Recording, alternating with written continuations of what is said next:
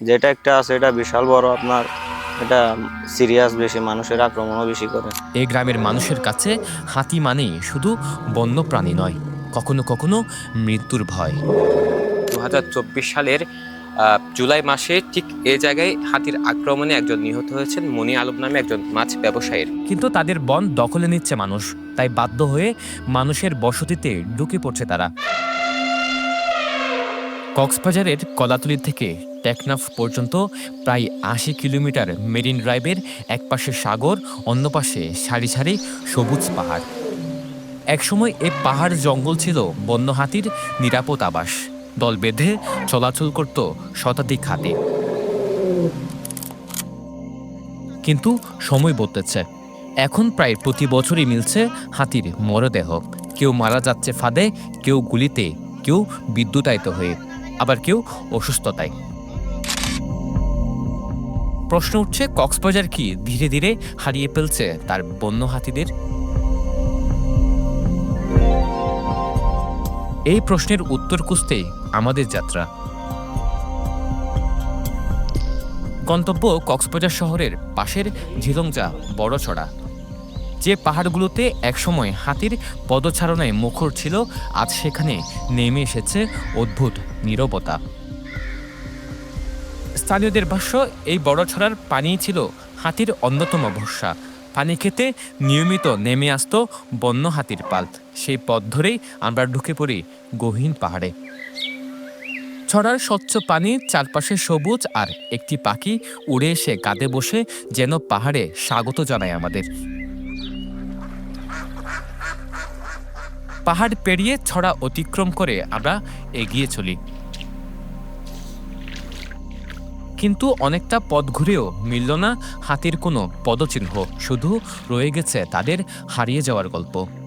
আমরা এতক্ষণ হাঁটছিলাম মেরিন ড্রাইভের পাশে যে বিশাল পাহাড়, সে পাহাড়ের মাঝখান দিয়ে যে ছড়াটি আছে সেখানেই। আমরা রাস্তা দিয়ে হেঁটে প্রায় 1 থেকে 2 কিলোমিটার ভিতরে এসেছি। যদিও এত বেশি ভিতর নয়, তবুও স্থানীয়দের ভাষ্য এখানে বন্য হাতিরা পানি খেতে আসতেন এই ছড়ায়, এবং এখান থেকে আবারও তারা পাহাড়ে ফিরে যেতেন।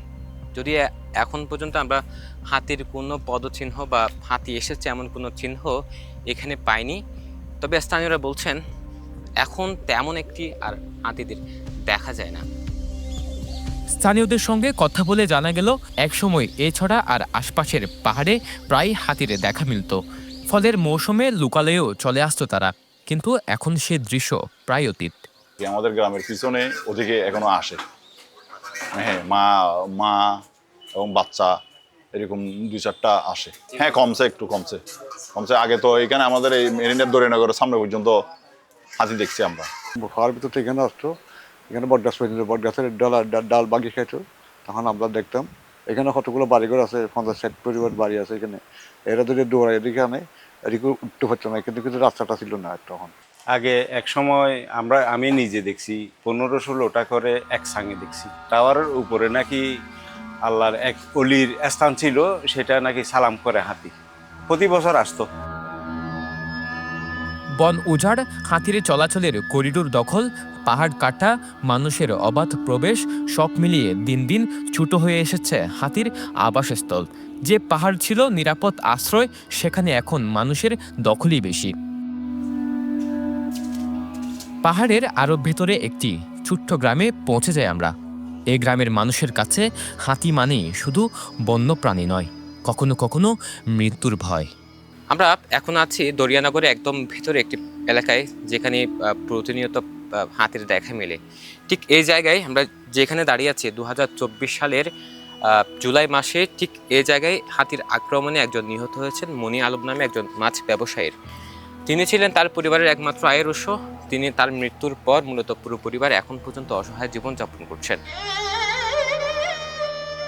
মৌগাছ ধরে করে শিক্ষা দিয়ে শিক্ষা দমে করে ওই তারা বানায়।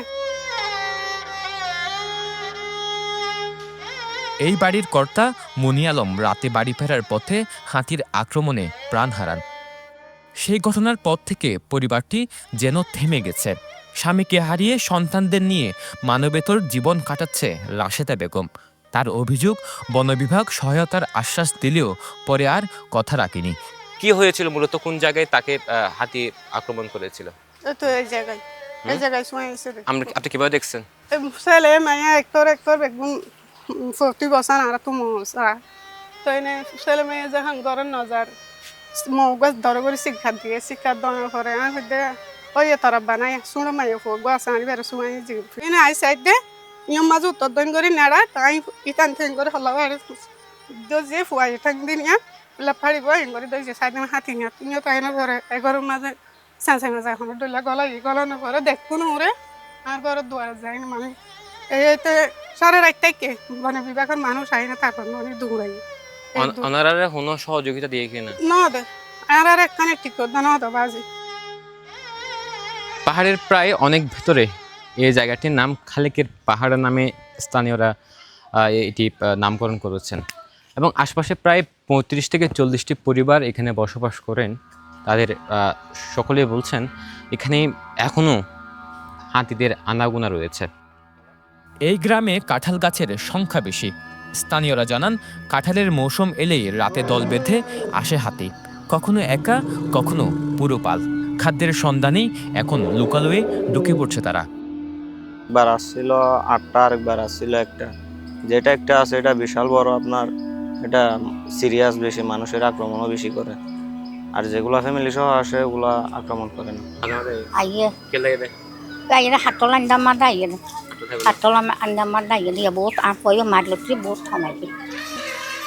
সাধারণত হাতিরা লোকালয়ে আসতে চায় না, কিন্তু তাদের বন দখলে নিচ্ছে মানুষ, তাই বাধ্য হয়ে মানুষের বসতিতে ঢুকে পড়ছে তারা। আর এতেই মানুষ ও হাতি দুপক্ষের দ্বন্দ্ব বেড়ে ক্ষতিগ্রস্ত হচ্ছে। কক্সবাজার দক্ষিণ বন বিভাগের তথ্য বলছে 2018 সাল থেকে এখন পর্যন্ত মারা গেছে অন্তত 25টি বন্য হাতি। এর মধ্যে 60টি হত্যা করা হয়েছে ফাঁদ ও গুলিতে, 10টি অসুস্থতায়, 3টি প্রসবকালীন জটিলতায় আর 3টি বার্ধক্যে আর একটি অজ্ঞাত কারণে।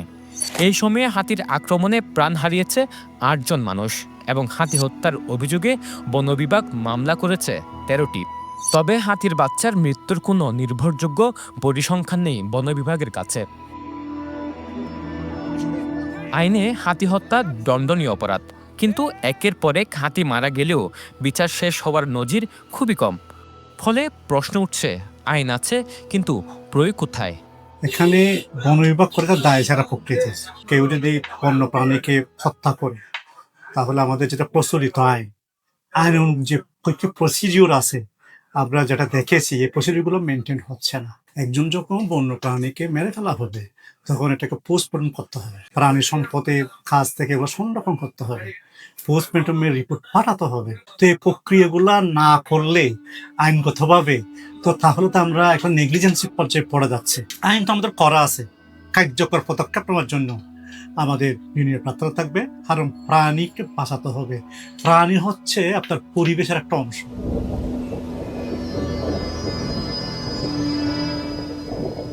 পরিবেশবিদরা বলছেন হাতি শুধু একটি প্রাণী নয়, বনের বীজ ছড়িয়ে বনকে টিকিয়ে রাখে তারা।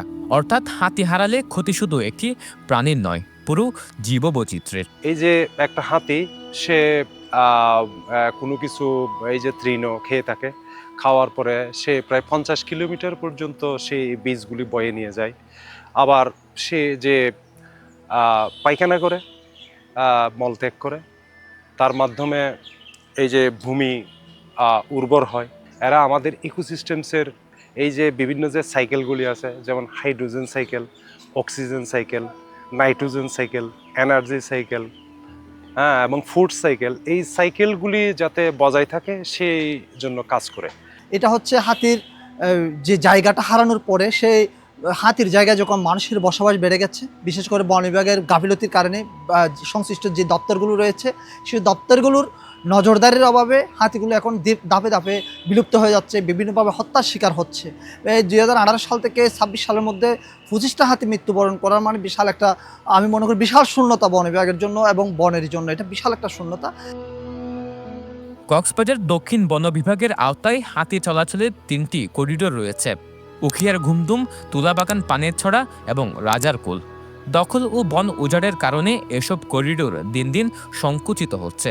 বন বিভাগের তথ্য মতে এসব এলাকায় বর্তমানে প্রায় ৮০ থেকে ৮৫টি বন্য হাতি রয়েছে। দক্ষিণ বন বিভাগের এই কর্মকর্তা বলছেন, করিডোর সংকুচিত হওয়া বৈদ্যুতিক ফাঁদ হাতি সংরক্ষণে বড় বাধা। তবে করিডোর রক্ষা, হাতির আবাসস্থল সংরক্ষণ এবং হাতি হত্যায় জড়িতদের আইনের আওতায় আনতে কাজ করছে বন বিভাগ। গুন্দুম যে করিডোরটি, যেটা ট্রান্স বাউন্ডারি ছিল, মায়ানমারের সাথে বাংলাদেশের হাতি চলাচল করত, সেই করিডোরটি পুরোপুরি বন্ধ হয়ে গিয়েছে। আমাদের যে হাইওয়েটা করা হয়েছে, টেকনাফ টু কক্সবাজার যে হাইওয়ে, বিভিন্ন ধরনের সরকারি স্থাপনা নির্মাণ করেছে, এই সমস্ত কারণে এই করিডোরগুলো সংকুচিত হয়ে গেছে। আর হাতি কমে যাওয়া বা মারা যাওয়ার কিছু কারণ রয়েছে, সেটা হচ্ছে আপনার এখানে ইলেকট্রিক ফেন্সিং ব্যবহার করে থাকে। তো আমরা আমাদের যে নিয়মিত টহল কার্যক্রমের অংশ হিসাবে আমরা মাঠ পর্যায়ে যে সমস্ত জায়গায় ইলেকট্রিক ফেন্সিংয়ের প্রবণতা বেশি রয়েছে সেগুলো আমরা উদ্ধার করি। আমরা স্পেশালি আপনার যখন কোনো কারণে হাতিকে আঘাতপ্রাপ্ত করে বা হাতি মারা যায়, যখন আমরা প্রমাণ সহ এটা উদ্ঘাটন করতে পারি, তখন আমরা তাদের বিরুদ্ধে আমাদের যে বন আইন রয়েছে, বন্যপ্রাণী অপরাধ দমন আইন অনুযায়ী আমরা তাদের বিরুদ্ধে আইনের ব্যবস্থা গ্রহণ করে থাকি। হাতির জন্য দরকার নিরাপদ করিডোর, বন দখল ও পাহাড় কাটা বন্ধ, খাদ্যের উৎস পুনরুদ্ধার, দ্রুত ক্ষতিপূরণ আর সবচেয়ে গুরুত্বপূর্ণ হাতি হত্যার প্রতিটি ঘটনার দ্রুত ও দৃশ্যমান বিচার। না হলে হয়তো খুব শীঘ্রই কক্সবাজারের পাহাড়ে আর শোনা যাবে না বন্য হাতির পদচারণার শব্দ। রয়ে যাবে শুধু গল্প, আর সেই গল্পের শিরোনাম হবে একসময় এখানে হাতি আসতো।